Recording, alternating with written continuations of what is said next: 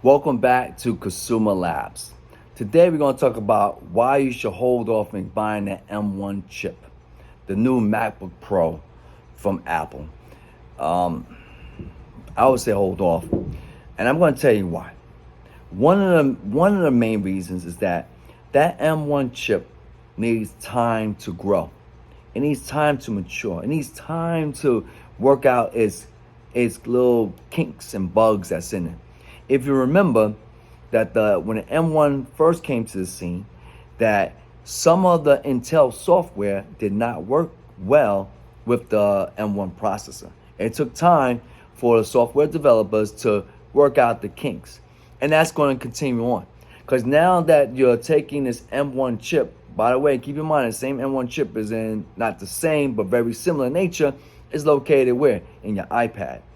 So you got an iPad with an M1 chip in it.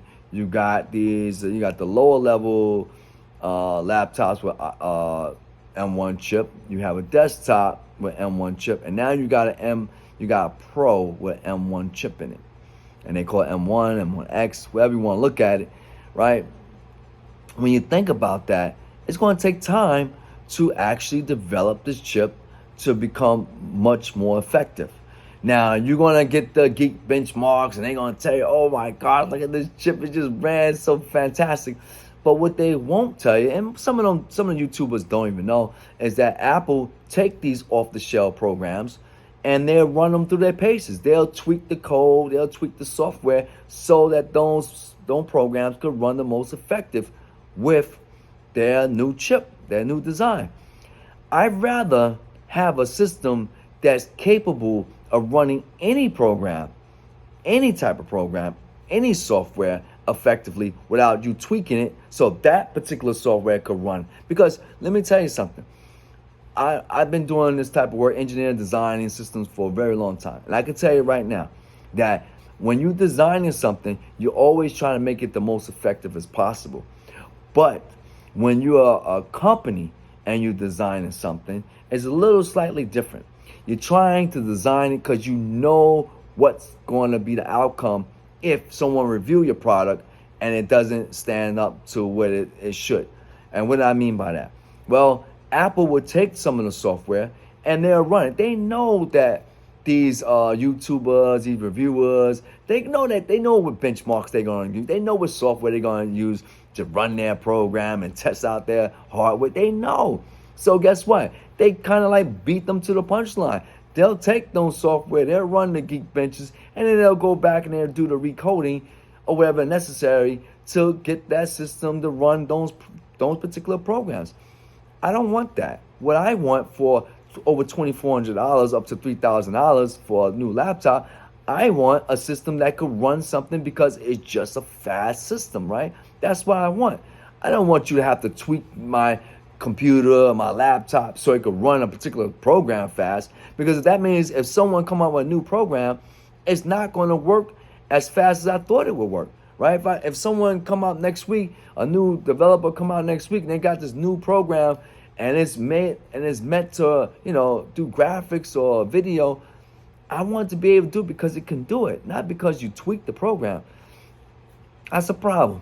Another thing is the supporting components necessary in order to run the M1 chip to the most optimal.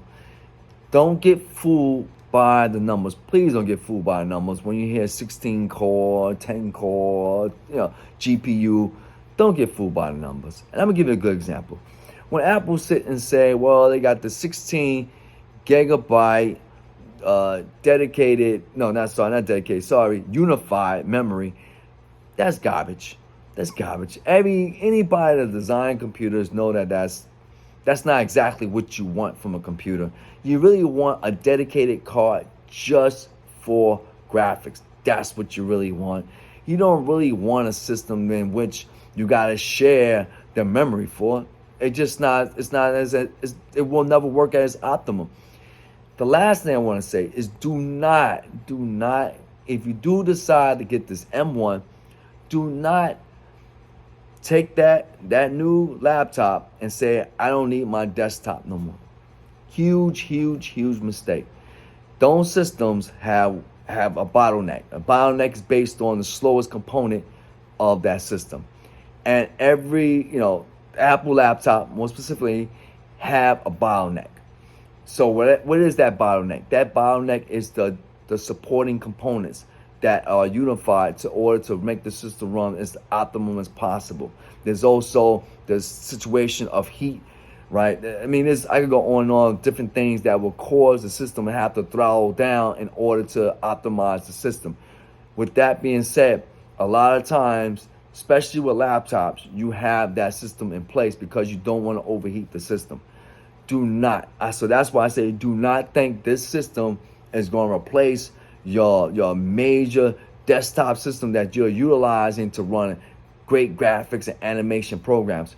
With that being said, if you're just going to use this new laptop, this new $2,400 laptop to $3,000 laptop just for, I don't know, word processing, it's not worth the money for that, because you can do that with the other laptops that Apple have, right? If you're going to say, well, I'm going to run some video graphics programs, you're only doing YouTube videos, you don't really need an M1 $2,400 to $3,000 to do that, because the earlier model laptops can do that and pretty efficient at that, right? So who is this laptop really for at the end of the day? Well, this laptop I believe, is experimental laptop. It's for those who are excited about Apple products and want to rush out there and get the latest Apple product. That's what this one is for. The M2s will be more for professionals, will be more for people that really want to have a laptop because they need the extra power to be portable with. That's what those are going to be for, right? And if you say, well, you have no laptop, you don't need a laptop right now, and you're thinking about, you wading through the wind, then yeah, maybe you might want to consider that. Or if you want to do a trade-in is a better option, and you're getting back at least $1,500 for your old trade-in, and you could buy a new one for maybe $1,000 difference, then that makes sense too. But just to rush out there to buy it, I'll tell you now, it's a huge mistake. Your better option, the best option, a lot of YouTubers won't tell you this, a lot of media won't say this, is to wait for the M2. That's a better option. And I guarantee you, with the M2, it's going to go through its baby stages. The M1 is going to go through its baby stage, because I'm telling you now, it's going to have a lot of glitches, a lot of software problems, throttle neck problems, heating problems. You're going to have that. That's a given, right? A lot of software designers, they're not going to be able to, compensate for different things about the system. They don't truly understand the architecture of the system, so it's not going to be designed. The software is not going to be designed efficiently. I can go on and on and on. That takes time. And I guarantee you, by the time the M2 come out, a lot of them problems, if not most of them, will be solved. So my advice to you, true advice, is if you're going to get it, I would say do a trade-in. Trade-in is better. You trade in your old i9, i7 from Apple, trade that in. Get a couple, I think the trade-in goes over up to $5,000. Trade in, depends on your system, by the way, right? You trade in your laptop. See how much you get for that. You get $1,500 for that. Hey, I bought it $2,400. Why not? It's only $1,000. It's $1,000. That might be worth it, right? If you're really anxious to get it, right? If you really are gotta get it, I'll say do that. If you come into the market, into Apple market, and you just want to buy something totally new, then then I will wane on it a little bit. I'll wane. How good is your laptop now? Is it doing what you need to do? The last thing I would say is this. You always think of the software you're going to use first, and then you buy the hardware, right?